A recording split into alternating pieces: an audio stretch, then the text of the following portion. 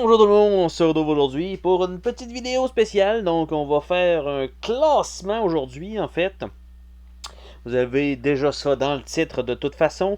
C'est une série que j'apprécie quand même, surtout la première génération. Et donc aujourd'hui nous allons en fait classer les films des Transformers. Donc nous avons quand même quelques films, il y en a 7 en tout, il y en a 8 notamment, mais le dernier genre d'animation, je ne l'ai pas vu, donc j'ai décidé de simplement l'omettre donc de ma liste, bien sûr. Par contre, de mon côté, je possède les 7 autres, donc comme je disais, il y en a qui vont dire, ah, il y en a juste 6, c'est faux. Il y a un film un petit peu plus vieux, donc aujourd'hui, je vais donc les mettre dans un certain ordre. Je vais y aller en ordre chronologique des sorties pour pouvoir les classer. Par contre, pour ce qui est du classement, je vous présente un petit peu ma petite grille. Évidemment, ça va avec mon appréciation personnelle. Ce n'est pas la loi absolue, tout ça. Et en fait, vous de votre côté aussi, vous pouvez toujours les mettre dans l'ordre, dans les commentaires. Ce serait quand même intéressant de vous voir là-dessus. Et donc, pour la suite, en fait, c'est de voir l'échelle. Et l'échelle se va comme suit. Donc, nous allons avoir le mode classique, donc qui sera là, qui est un indémodable. Donc, si vous ne l'avez pas vu, ça serait à voir normalement. Dans le très bon, c'est pas nécessairement un classique, mais souvent, ça fait le travail pour à peu près tout le monde. Après ça, nous avons la catégorie divertissant. Il y a quand même des trous dans l'histoire. Les effets sont bons, mais pas tout à fait. Mais ça reste quand même un divertissement. Exemple, d'aller le voir au cinéma. C'est toujours intéressant. Tout juste passable, c'est que, il y a beaucoup de lacunes, mais une chance qu'il y a des explosions, du moins pour les Transformers. Le pas terrible, c'est ça a manqué sa cible. L'histoire était pas bonne, les personnages sont pas intéressants. Mais il y a quand même peut-être les Transformers qui relèvent un petit peu le niveau, mais bref, ça valait pas le budget. Et la dernière catégorie dis-je, donc affreux, eh bien, c'est nul à chier. C'est tout simplement ça, c'est ce que ça veut dire, ça sera nul à chier. Donc, ce sera mon échelle, tout simplement, pour la catégorisation des 7 titres. Et donc, ça sera, je vais simplement le mettre en gros plan lorsqu'on aura, en fait, lorsque j'aurai décidé de où je veux classer chacun des titres. Et pour vous les nommer, en fait, avant de débuter tout ça, j'ai quand même la liste. Donc, nous allons voir Transformers The Movie de 1986, qui est en fait une jonction entre la saison 2 et la saison 3 de l'animation de cette époque-là. Donc, il y a un film qui est là. Après ça, nous avons la série de Michael Bay, donc de 5 films, qui va être The Transformers, flat, comme ça. Donc, nous allons par la suite avoir du Transformers Revenge of the Fallen, qui était le deuxième, notamment aussi qui est Transformers 2, La Revanche. Nous allons avoir Transformers Dark of the Moon, qui est Transformers 3, La Face Cachée de la Lune. Nous allons avoir par la suite, comme cette mini-trilogie-là était terminée, Transformers Age of Extinction, donc l'âge de l'extinction. Par la suite, The Last Knight, donc le dernier chevalier. Et pour terminer, ce sera Bumblebee, qui est d'un autre, un autre cinéaste. En fait, je crois que Michael Bay a juste mis du cash là-dedans. Bref, il l'a laissé à quelqu'un d'autre. Donc, on commence ça avec le premier Transformer. Alors, le premier Transformers, The Movie, 1986, j'en ai une copie en DVD. Le petit lithogramme est pas là parce qu'il y a un genre de petite affaire avec un effet 3D, bref, qui était juste collé par-dessus. Cette version-ci est uniquement en anglais, malheureusement. Je possède une version VHS en français. Bref, je ne l'ai pas ici présentement. Elle est dans mon studio d'écoute. Bref, c'est mon salon. Et donc, ce film-ci, je l'ai écouté il y a quand même extrêmement longtemps, en fait. En fait, je voudrais que je me mette à peu près comme ça, comme ça. Les gars, bref, je vais le mettre de côté, ça change absolument rien pour vous. En fait, c'est que ce film-là était sorti il y a extrêmement longtemps. J'étais fan de Transformers, mais je les écoutais en anglais alors que je comprenais absolument rien. Et je faisais simplement regarder les images. Et j'ai connu ce film-là beaucoup plus tard, donc en VHS. Et je me demandais pourquoi, parce que dans l'histoire de tout ça, on voit pas beaucoup Optimus dans la bande-annonce et tout ça. Bref, il va y avoir du spoiler alert, je l'annonce là. Optimus meurt dans la première génération. Et en fait, le truc, c'est que ça l'a joint la saison 2 et la saison 3 de la série animée. Et ça c'était fait pour mettre en valeur un nouveau leader qui est Hot Rod, qui devient Rodimus Prime. Et en fait, Rodimus Prime est tout le temps ah, est-ce que je suis bon pour l'aider et tout ça. Et c'est devenu un petit peu redondant, un petit peu merdique en fait à entendre lors des saisons. Par contre, pour ce qui est du film lui-même, les musiques, c'est impeccable. En fait, je me rappelle plus du nom, mais You Got the Touch, c'est la musique incroyable du film. Et tout le long, on croit que, en fait, ce sera Megatron le méchant, hein, bien sûr, c'est toujours lui. Mais en fait, il y a Galvatron qui devient de la partie, mais qui est créé par Unicron, qui est une planète en soi et qui est vraiment comme l'ennemi juré en fait, des Transformers dans ce film-là. Et au final, chacun des personnages, par exemple Cop, le vieux, on va dire ouais, le vieux en fait, est très intéressant à écouter. On a Ultra Magnus qui est un genre de Optimus Prime aussi. Évidemment, on a la mort d'Optimus qui est quand même ultra triste dans ce film-là parce qu'on s'attendait personne à ça. Et tout le reste fait que ça a bien du sens, sauf que ça devient comme Rodimus, je vais dire, le maître, en fait, le chef des Autobots, et ça fait comme... Ah! Mais par contre, le film reste que il n'est pas un classique pour ma part, pour la partie, en fait, que j'aime pas, que je vais dire c'est un nouveau leader, mais celui-là, tu aurais pu me donner Cliff Jumper, que j'aurais été content. Mais là, finalement, pas du tout. Mais au final, ça reste que c'est un bon film. Pas un classique, mais c'est du moins je vais dire, un très très très très bon film. Et il devrait donc se classer donc dans la deuxième catégorie.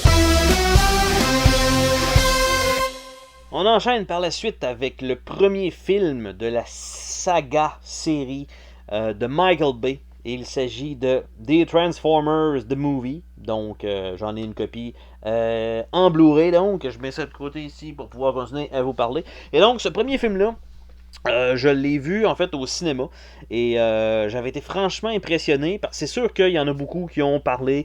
Ah oui, mais là, Optimus, c'est pas une Van Flatnose, c'est un Peterbilt, donc avec le nez un petit peu plus long. Bref, ça fitait pas, mais ça a été expliqué qu'il fallait, lors de l'animation de transformation, que ça ait du sens et ils n'étaient pas capables à l'époque, malgré qu'ils l'ont fait dans 2-3 films plus tard, bref, d'arriver avec ce modèle-là précisément. Et donc, l'histoire se déroule, en fait, là, on parle vraiment d'un vrai film avec des personnages 3D digitalisés supplémentaires qui vont être les Transformers. Mais il s'agit de l'histoire de Sam Witwicky, qui est un descendant des Witwicky, qui se ramasse à avoir la science infuse des Transformers pour aucune raison apparente. Mais en fait, le Witwicky était un petit rappel à l'univers classique de la génération 1 dans lequel il y avait un Sam Witwicky qui était, ou me semble, en tout cas, c'est peut-être pas Sam, mais il se faisait appeler Sparkplug et il y avait son fils aussi, bref. C'était un peu le rappel à tout ça. Et au final, ce personnage-là est quand même très bien joué, très bien acté, genre d'adolescent qui va peut-être, qui change d'école bientôt, qui va avoir sa première voiture, bref, beaucoup d'humour dans le film. Le premier personnage qu'on voit réellement, bref, ce n'est pas un gentil, c'est l'hélicoptère qui est Blackout, si je ne me trompe pas. Et franchement, c'est ultra impressionnant quand ça arrive. Ils ont mis le petit son des Transformers, bref. Franchement, c'était bien pour ça. Beaucoup de guerre. L'histoire, malgré un peu farfelu, qui ont trouvé Megatron avant, tout ça fonctionne très bien.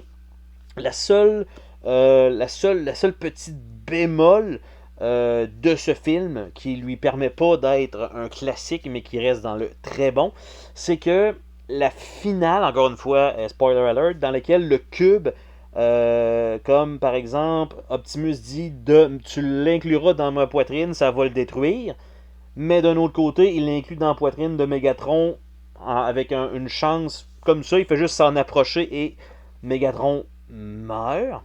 Euh, Ça fonctionne plus ou moins bien pour moi parce qu'Optimus aurait vraiment comme ouvert la cage thoracique pour prendre le cube, tandis que l'autre il fait juste se pointer comme ça. Et ça aurait pu être l'idée d'Optimus de dire je vais prendre le cube puis je vais l'insérer dans la poitrine de Megatron, mais non. Donc ça donne je suppose un petit peu de pouvoir aux humains parce qu'ils sont vraiment faibles. Dans ce premier film, en fait, il n'y a aucune possibilité de combattre les Transformers ou presque. De très bonnes scènes, l'AC-130 qui bombarde dans le désert, bref, les slow motion de Ironhide qui tirent un peu partout. Le type d'humour était juste parfait, pas trop grossier, pas trop enfantin, juste la bonne dose.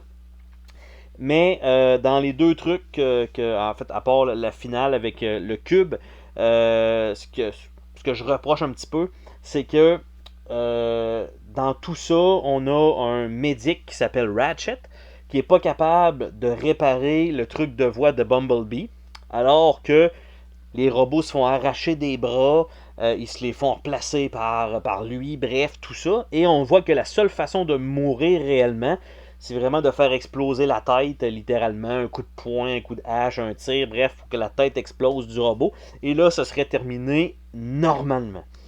Là, on se ramasse que on n'est pas capable de soigner Bumblebee, qui est un truc bien basic, normalement. Et on a, par la suite, Jazz, qui est un des personnages pratiquement emblématiques de la série Génération 1, qui se fait juste déchirer en deux par Megatron comme une vulgaire feuille de papier, et ça, il est mort. Donc, on a eu des Transformers qui restaient genre un bras qui se promenait tout seul, puis qui revient dans l'épisode suivant, qui est tout construit, et on a Jazz qui se fait séparer en deux alors qu'il pourrait très bien fonctionner encore et qui s'est terminé. Ça, je trouve ça plutôt ordinaire de ce côté-là. Et on a, ben évidemment, Megatron qu'il va revenir dans tous les épisodes suivants. Alors ça prouve que ça faisait pas de sens et ils voulaient juste pas mettre Jazz dans le film pour lui donner une certaine personnalité. Et ils s'en sont débarrassés le plus rapidement possible. Donc ce n'est pas un classique, mais ça reste un très bon film qu'on peut voir autant familial que de style cinéma avec toutes les explosions et tout. Ça fait encore le travail à ce jour.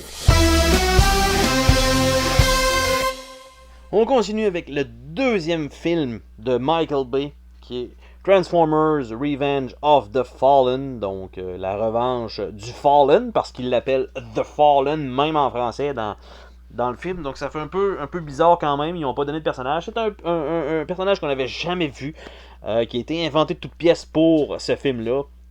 Je comprends un peu la descendance de tout ça avec les Prime. On essaye de rembarquer un peu dans la mouture de tout ça. Mais là, ils ont décidé d'aller un petit peu plus dans le type d'humour pipi caca. Là, ça commence à être un petit peu trop débridé de ce côté-là. C'est moins intéressant. Les Transformers, ben, on les connaît tous. Très peu d'arrivants. Là, on se ramasse que, finalement, il y avait un complot et qu'il y avait les Transformers depuis extrêmement longtemps, chose qu'ils n'ont pas expliqué dans le premier. Alors, ils poussent la note encore un petit peu plus loin. Là, on se ramasse avec ça. On a Jetfire, qui est censé être un gentil, normalement, dans la génération 1. Et on se ramasse que c'est un méchant, mais qui devient gentil. On le voit deux fois. Il fait un vieux qui tousse et qui perd des pièces. Et quand il arrive, il bat deux ennemis, puis après ça, il meurt. C'est plutôt pénible à voir des genres de. Ça fait un peu comme Jazz dans le premier. Bref, il arrive et. Dans cet épisode-là, on a droit à la matrice du pouvoir qui est simplement un genre de cône en diamant. Pas terrible visuellement, contrairement à la matrice du pouvoir qu'on connaît de la génération 1, donc de Transformers The Movie. Et au final, cette matrice-là tombe en poussière. Sam le met dans un bas. C'est un peu n'importe quoi comme partie de scénario là-dessus, d'aller dans le désert et tout ça. La finale, la bataille, on a l'impression qu'ils sont super loin, mais en même temps, quand on voit un peu les caméras vidéo, on voit qu'ils sont super proches. Là, après ça, on a Bumblebee qui est là, qui est pas tout à fait présent, contrairement dans le premier. On a Optimus qui meurt, mais avec aucune émotion. Il protège Sam, mais c'est pas wow, c'est juste comme t'sais, alors que dans les trailers, on voit qu'il revient plus tard, c'est n'importe quoi. Donc on le sait déjà qu'il va le sauver. Contrairement le premier film, que non, il ne revient pas. Donc ça, c'était quand même. Ils ont tenté quelque chose de mettre une petite émotion, mais non. On a Megatron qui revient encore une fois dans tout ça. Et The Fallen, ben, il est correct, mais sans plus. Les autres Transformers, ben, on a la genre de Corvette, je me souviens pas, Sideswipe, je pense. On le voit à peine, on ne donne pas de temps d'antenne. Bref, pas super intéressant à voir. Mais au final, malgré tout ça, ça reste que c'est pratiquement l'équipe, on va dire, de base qui était déjà là dans le premier film. Ce qui fait qu'il y a quand même une certaine petite valeur malgré de très très grosses erreurs scénaristiques. Ça n'empêche pas que de mon côté, je lui donne, je suis obligé d'aller voir, la cote de divertissant. Donc ce n'est pas un classique, c'est pas un très bon, c'est divertissant. À voir au cinéma, ça pète de partout, on se casse pas trop la tête, c'est bon pour ça, mais sans plus.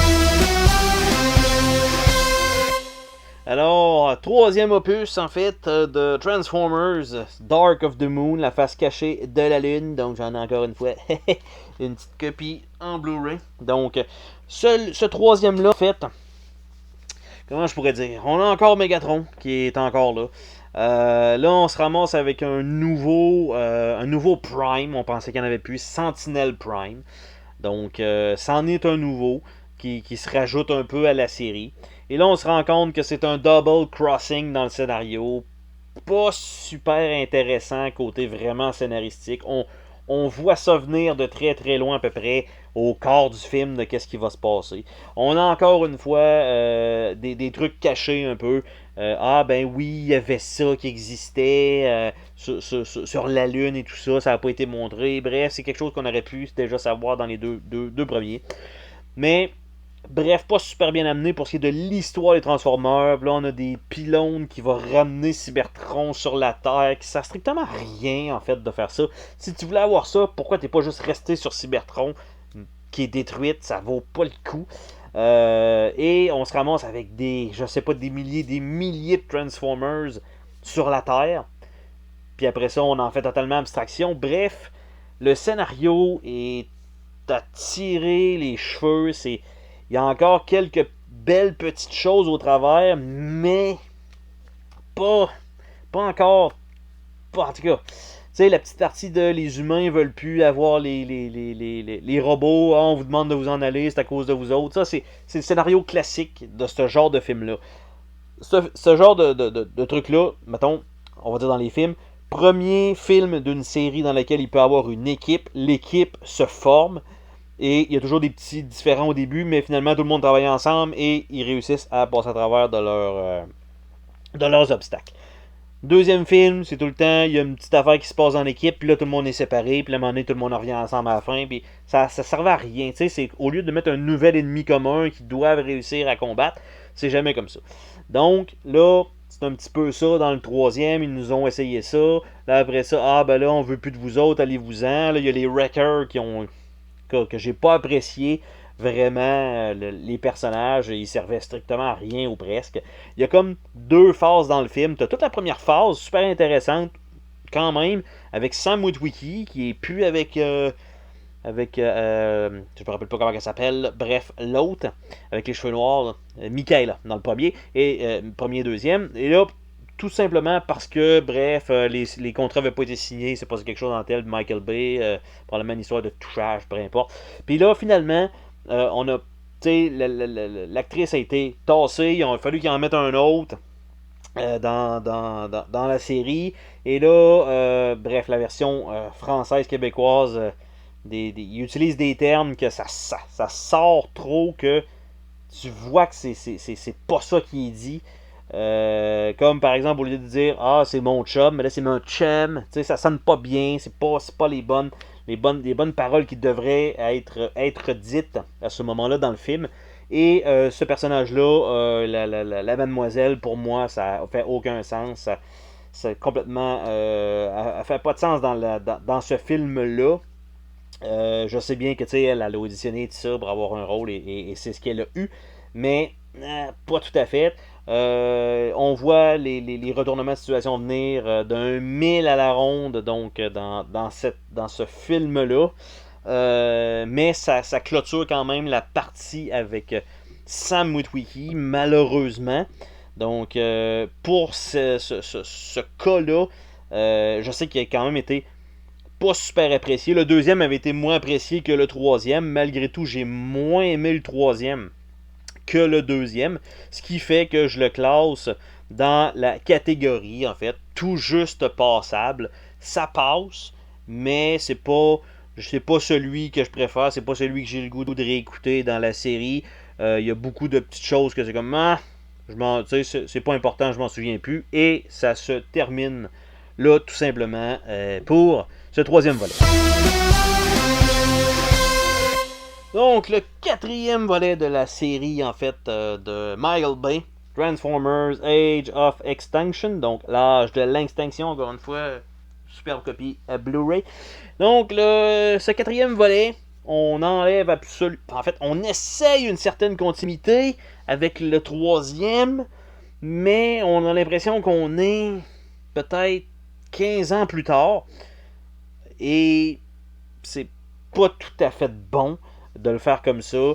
On se débarrasse de Sam Witwicky, donc il n'existe plus. On y va avec Cade, donc qui est Mark Wahlberg, donc quand même un acteur respectable, on va dire ça comme ça. Mais encore une fois, là-dedans, il a l'air trop confiant, il sait trop ce qu'il fait. Par contre, on a Optimus qui revient avec son ancienne forme, donc il voulait vraiment se déguiser, donc il est rendu avec la flat nose. Franchement bien, la petite prémisse de on a trouvé un robot et on essaye de le réparer, tout ça, ça fonctionne. Mais là, après ça, que les humains, eux, avaient la tête de Megatron, parce qu'évidemment, Megatron, il meurt jamais. Là, ils ont fait un robot qui est Galvatron, qui a l'esprit un peu de Megatron, mais pas tout à fait. Donc là, on n'a pas eu droit à réellement un Galvatron comme ah, on part avec ça, puis Megatron n'existe plus. Non, là on a fait ok, oui, mais pas vraiment. Puis ça se termine comme ça. Galvatron, je me rappelle même pas s'il meurt ou s'il fait juste disparaître ou si ça devient Megatron. Bref, je m'en souviens même pas. Ça vous donne à peu près une idée à quel point ça fait pas de sens.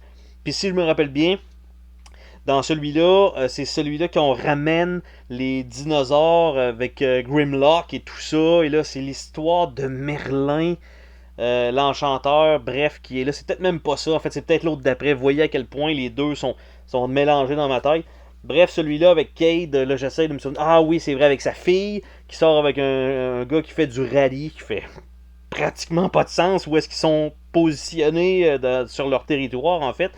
Et là, on a une belle séquence de course avec un véhicule modifié qui devrait exploser littéralement. Bref, on n'a pas ça. Mais là, on a vu que c'était pas nécessairement Bumblebee qui était en avant comme dans les trois premiers films. Ils ont vraiment voulu ramener Optimus en avant-plan. Et avec tout ça, et là, on se rend compte, bon, Galvatron, il voulait avoir... il y avait une affaire avec la CIA au travers, et que là, il y avait les éliminations, bref, des robots par Ravage, je crois, ou quelque chose comme ça, Lockdown, je me rappelle plus de son nom, mais en fait, c'est un chasseur de primes de Transformers, et tout ça s'enchaîne directement. On se ramasse avec des aliens d'un peu partout, des genres de chiens. Ça fait pas nécessairement le travail. Les personnages, tu sais, la chimie entre les personnages, les deux garçons surtout, ça fait pas nécessairement le travail. Il y a des nouveaux Transformers dont je me rappelle pas de son nom. C'est pas Ironhide, c'est l'autre, comment il s'appelle. Bref, celui qui mitraille de partout, qui est doublé par John Goodman, là, clairement. qui est un de mes préférés, en fait, avec les grosses mitrailleuses, il y a plein d'armes, il y a plein de grenades, bref, tout ça. Ça reste quand même un de mes je vais dire, Transformers préférés de la série. Et là, ils ont essayé de faire un petit peu, justement, plus que juste, c'est des robots. Fait que là, ils ont des casques, les robots, ils ont des capes, ils ont des vestes, ils ont des manteaux. Tu sais, oui et non. Oui et non. Fait que là, c'est pas mal ça. Bref, le film est correct. Je vois qu'ils ont voulu aller vers une autre tangente, mais ça n'a pas super bien fonctionné à mon avis. Donc je le classe en étant tout juste passable à mon avis à moi. Et avec tout ça, ben ça termine en fait cette petite critique de ce film-là. Alors, avant-dernier film classé, Transformers The Last Knight, donc le dernier chevalier. Et celui-ci, là c'est là que je me suis mêlé avec l'autre d'avant. On a l'histoire de Merlin l'Enchanteur, les chevaliers de la table ronde, tout ça mélangé ensemble dans un scénario improbable. Ça fait aucun sens pour moi de voir ça. On a Megatron qui est encore là. Il fait des demandes pour avoir des robots qu'on n'a jamais vus, qu'on ne sait pas qui ont été arrêtés. Je suis peut-être même en train de me tromper de film tellement c'est anecdotique. Et au final, on a encore une fois le genre de truc de ça prend un sceptre pour faire telle chose, pour ramener Cybertron. Tout le temps ramener Cybertron sur Terre, what the fuck. Mais là, il y a une petite pause qu'on se rend compte qu'au final, c'est la Terre, c'est Unicron, ce qui fait pas de sens. Parce que si Unicron se développe et se transforme, la Terre n'existe plus. Mais ce scénario-là va nulle part parce qu'il n'y aura pas de suite à ça. Donc, normalement, il devrait pas avoir de suite à ça. Ça avait été Michael Bay dit qu'il voulait plus en faire. Et celui qui a suivi dans la série est une prequel. Donc, ça a complètement chié la patente. Et on n'a pas l'historique de la suite de Unicron, c'est la Terre. Bref. Sur ce film-là réussit en rien à sauver la licence. Dans le derrière de la jaquette de chacun des films, je pense le 3e, 4e, 5e, c'est le meilleur film de Michael Bay ce jour. Le meilleur. Puis là, voyons, ce que c'est ça? C'est parce que tu mets les mêmes phrases. Et le dernier chevalier, il y a plein d'erreurs. On se ramasse avec Bumblebee là, qui réussit à reparler, pas charismatique vraiment. Là, après ça, on a Optimus qui devient un méchant parce qu'il est contrôlé. Ça a déjà été fait dans un vieil épisode de la génération 1 qui est un des épisodes les plus détestés. Bref, vraiment pas intéressant comme twist dans le film. Franchement, j'ai pas apprécié. La dynamique avec Mark Wahlberg et la nouvelle madame, ça fait aucun sens. C'est tiré par les cheveux. On a Anthony Hopkins qui sauve vraiment pas la mise puisqu'il fait juste mourir pour rien dans le film. Donc, le petit côté humour avec le robot Butler, correct, mais sans plus. Là, après ça, avec le sous-marin, puis tout, non, là, c'était trop, c'était vraiment trop pour ce que c'était. Moi, j'ai décroché totalement. J'ai vraiment pas apprécié ce titre-là. En plus, oui, la madame qui se rajoute dans le film, il y a aussi la petite fille avec son petit robot dégueulasse, tout laid, pas réparé. Ça le fait pas. En plus, on a des mini dinosaures au début du film. Grimlock, mais on a un petit Grimlock qui crache du feu, c'est n'importe quoi. Ça existe pas, c'est pas même ça se reproduit. Bref, non, c'est tant qu'à moi, je l'ai classé dans les affreux. J'ai détesté ce film-là et par chance que c'était terminé. Et le dernier à classer, il s'agit de Bumblebee. Donc encore une fois, j'ai une copie Blu-ray bien sûr pour accompagner le reste de la série. Donc, Bumblebee, c'est le film de la série que je n'ai pas vu, je vais dire, soit au cinéma ou lors de sa sortie en DVD ou en Blu-ray. J'ai attendu beaucoup plus tard pour me procurer cette version-là. Et j'ai eu beaucoup de difficultés à me dire, je dois l'écouter, ça a l'air que c'est bon, je me suis fait dire que le film était bon. Et j'ai eu beaucoup de difficultés à me lancer dedans. L'actrice principale, une petite rebelle, c'est pas le charme de Sam Witwicky ni de Cade. C'est complètement autre chose.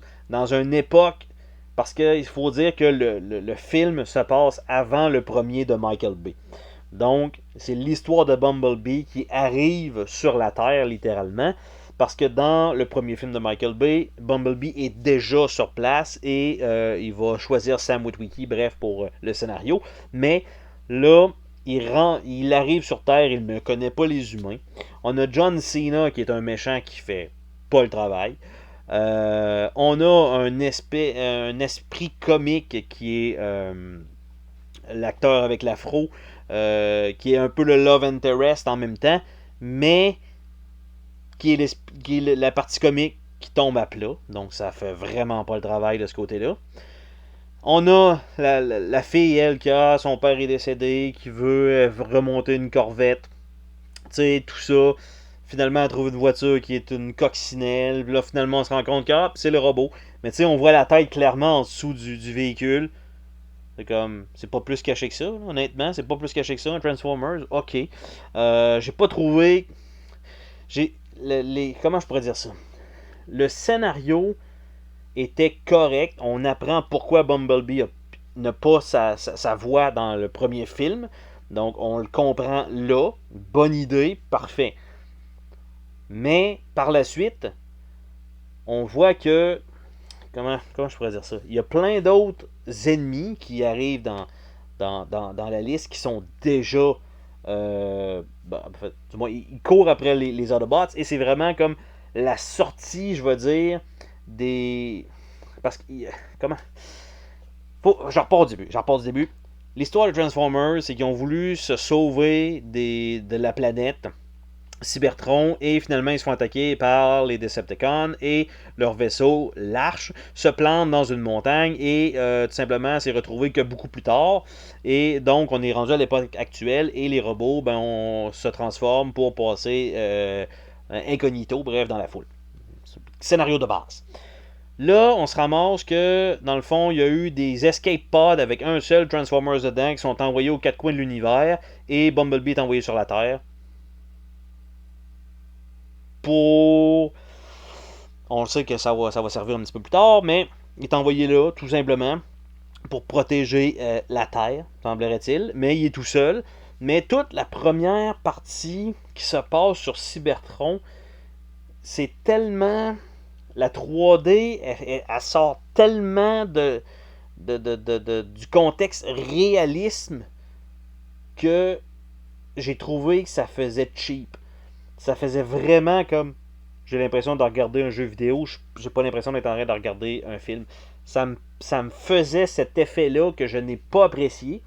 Et par la suite, un petit peu plus tard dans le film, lorsqu'on a les robots qui sont là, il y a encore cette petite touche qui fait que non, c'est pas aussi réaliste que dans ceux-là de Michael Bay. Je comprends qu'il y ait des explosions, tout ça, mais par exemple, le premier Transformers, lorsqu'on voit Optimus la première fois, ça a l'air beaucoup plus réaliste selon les effets que là. Il y a comme je sais pas, un grain d'image, je sais pas trop, qui fait que non, les Transformers ont l'air, ils ont pas l'air là et qui ont été ajoutés et que le modèle est pas assez réaliste. Bref, c'est ce que j'ai trouvé, il me paraissait cheap. Et, bref, on a une finale que ça se... Bumblebee s'en va, on s'en fout de la fille finalement, parce qu'on s'en va chercher Sam Witwicky. Et il a l'air de rencontrer Optimus sur l'autoroute. Mais Optimus n'est pas censé être là. Parce que si on se rappelle, dans le premier film, il arrive. Donc, il y en a qui ont trouvé ça bien bon. Pour ma part, je l'ai trouvé... Je vais dire... C'est pas affreux, mais c'est pas terrible. C'est pas terrible.